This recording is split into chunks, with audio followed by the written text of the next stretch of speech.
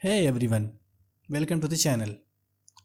आज हम बात करेंगे कि प्रोग्राम को लिखते कैसे हैं, सेव कैसे करते हैं, कैसे उसे कंपाइल करते हैं, कंपाइल होने के प्रोसेस क्या क्या है और एग्जीक्यूट कैसे करते हैं, प्रोग्राम का फ्लो कैसे होता है, कैसे किस फ्लो में वो एग्जीक्यूट होता है, सी लैंग्वेज में लिखा हुआ कोड कैसे एग्जीक्यूट होता है, सी प्लस प्लस में लिखा कैसे एग्जीक्यूट होता है, जावा में लिखें अगर उस कोड को तो वो कैसे एग्जीक्यूट होता है, जावा क्यों प्लेटफॉर्म इंडिपेंडेंट है, क्यों सी और सी प्लस प्लस का कोड जो लिखा होता है वो इंडिपेंडेंट नहीं होता है।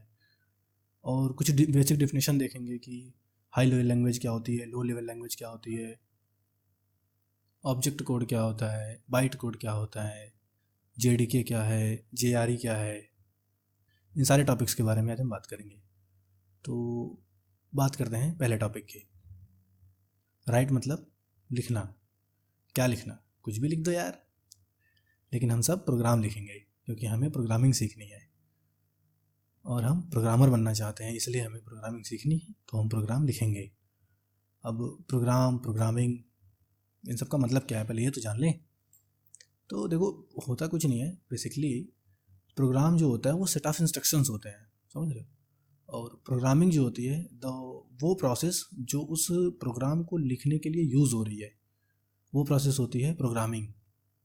The process used to convert the program is known as programming. और प्रोग्रामर वो होता है जो इस प्रोग्राम को लिखता है।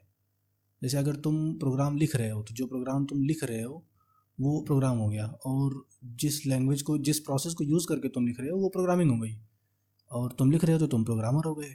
The process use to convert the program is known as programming. इसमें द प्रोसेस मतलब एक प्रोसेस है जो यूज़ की जाती है प्रोग्राम को बनाने के लिए। तो वो जो प्रोसेस है वो प्रोसेस क्या है? वो प्रोसेस देखो ऐसे है। देखो, the process of converting analysis and design into the source code is known as programming.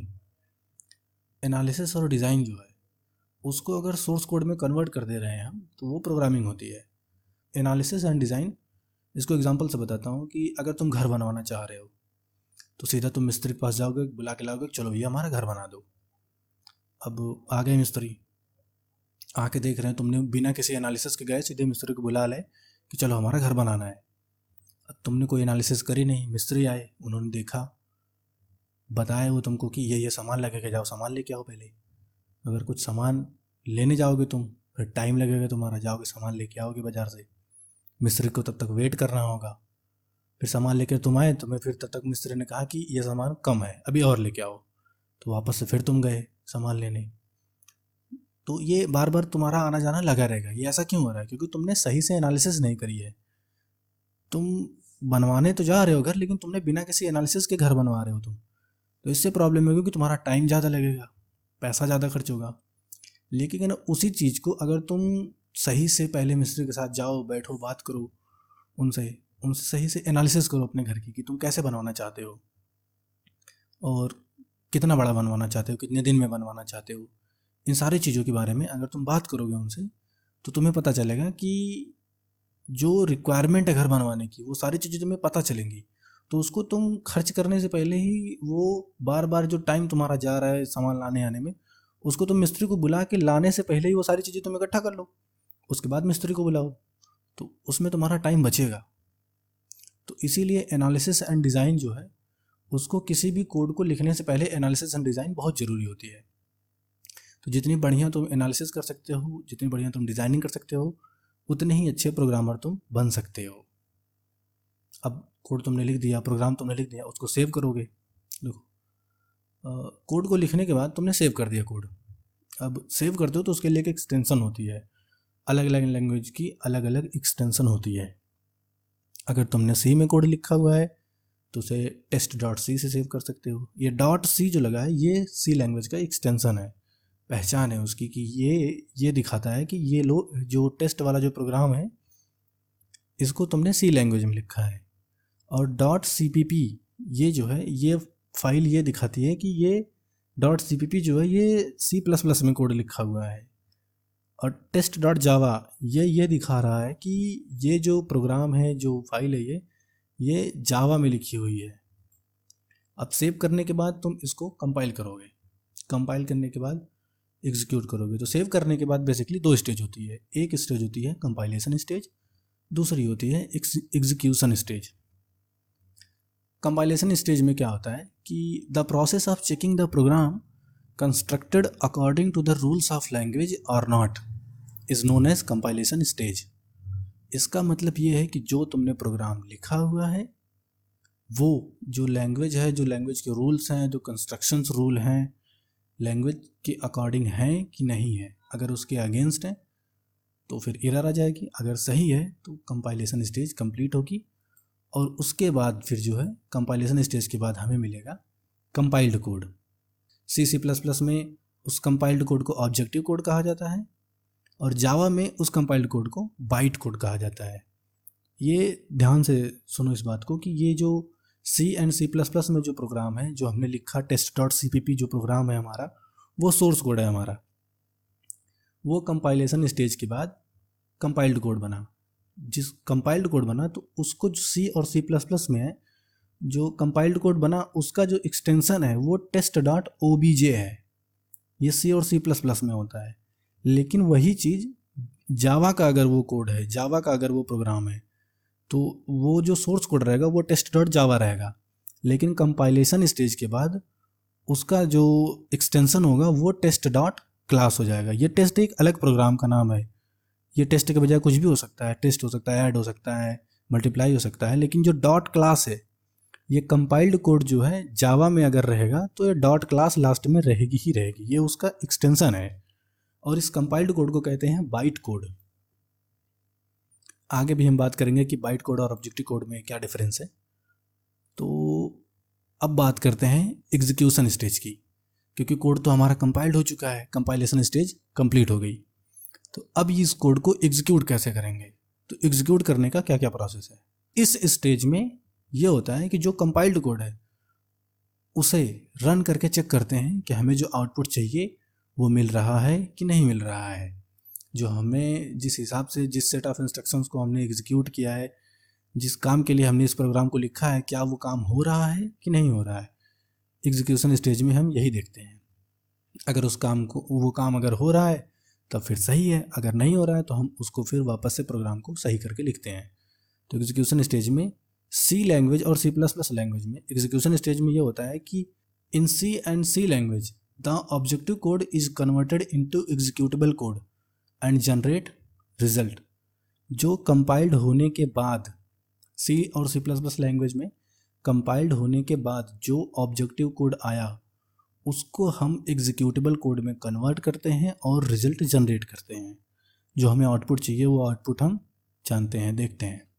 जावा में एग्जीक्यूशन डिफरेंट होता है, क्योंकि कंपाइलेशन स्टेज के बाद जो बाइट कोड बना है उस बाइट कोड को JVM में एग्जीक्यूट करने के लिए जाता है। अब JVM जो है उसे अलग तरीके से एग्जीक्यूट करता है, उसको इंटरनली एग्जीक्यूट करके उसका आउटपुट हमें देता है।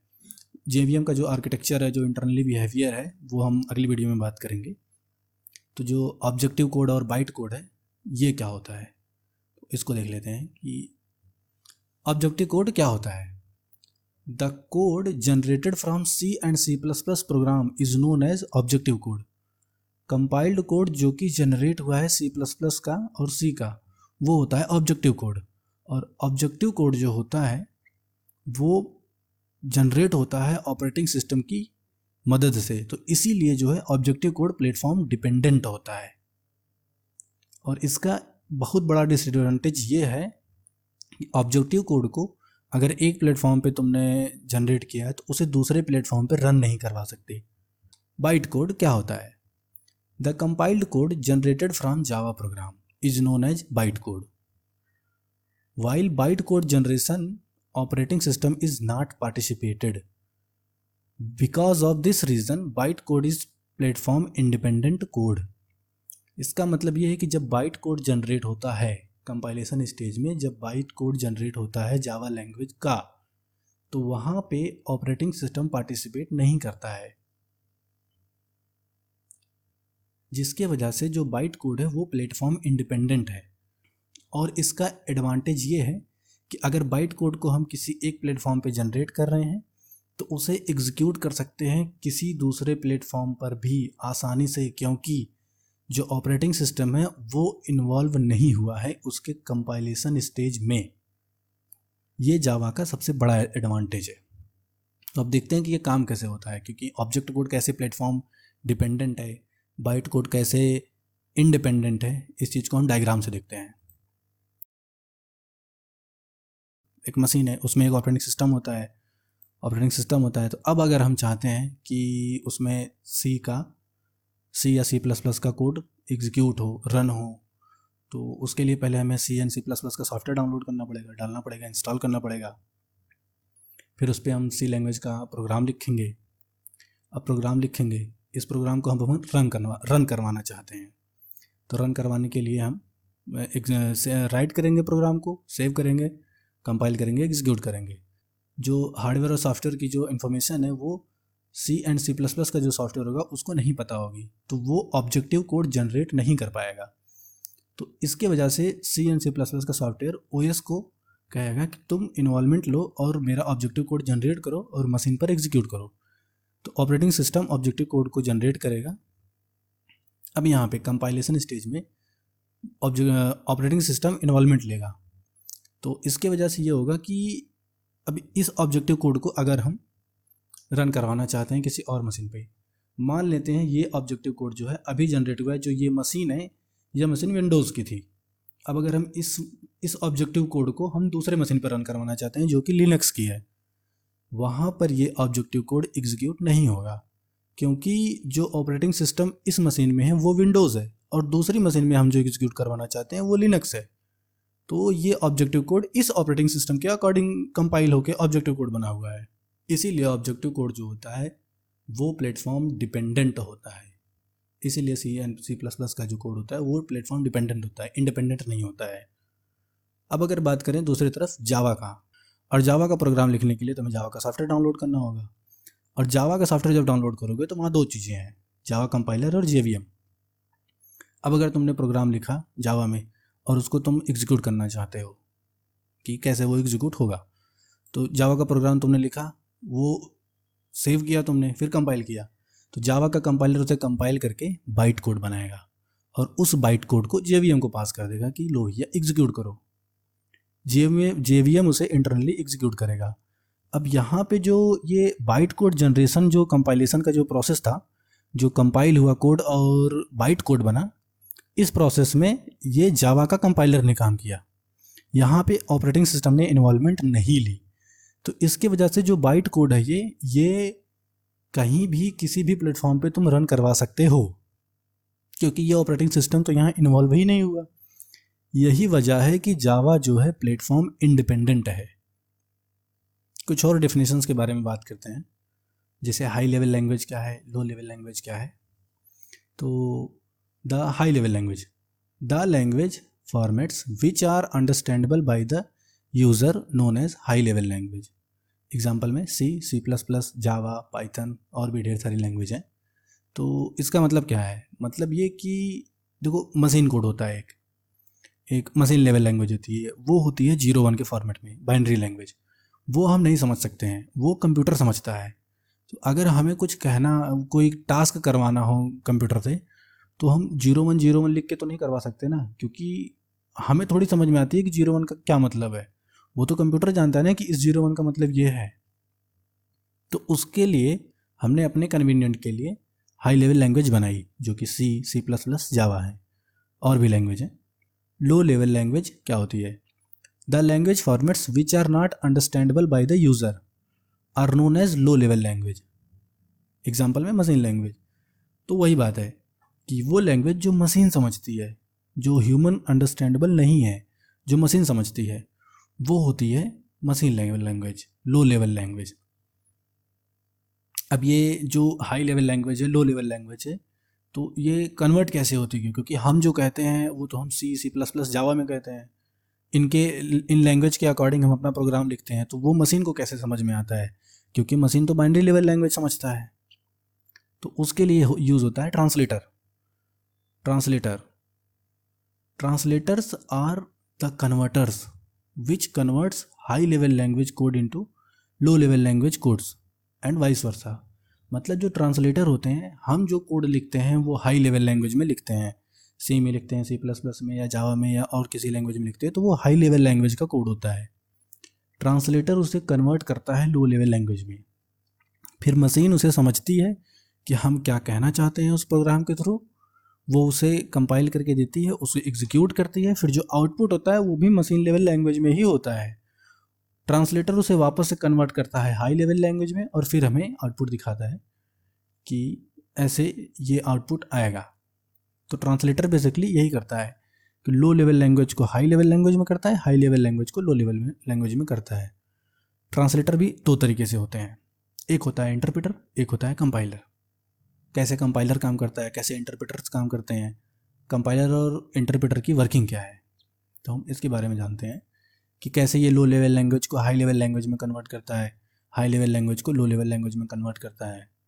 तो मान लेते हैं कि एक 20 लाइन का प्रोग्राम है, 20 लाइन का एक प्रोग्राम है।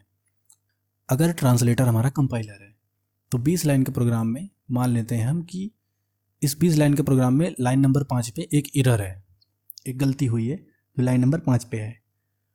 तो कंपाइलर क्या करेगा, उस लाइन नंबर 5 पे जो एरर है वो ऐसे प्रोग्राम को एग्जीक्यूट करेगा, ट्रांसलेट करता जाएगा। जब देखेगा वो कि लाइन नंबर 5 पर एरर है तो वो उसे रिकॉर्ड कर लेगा, फिर आगे एग्जीक्यूट करेगा।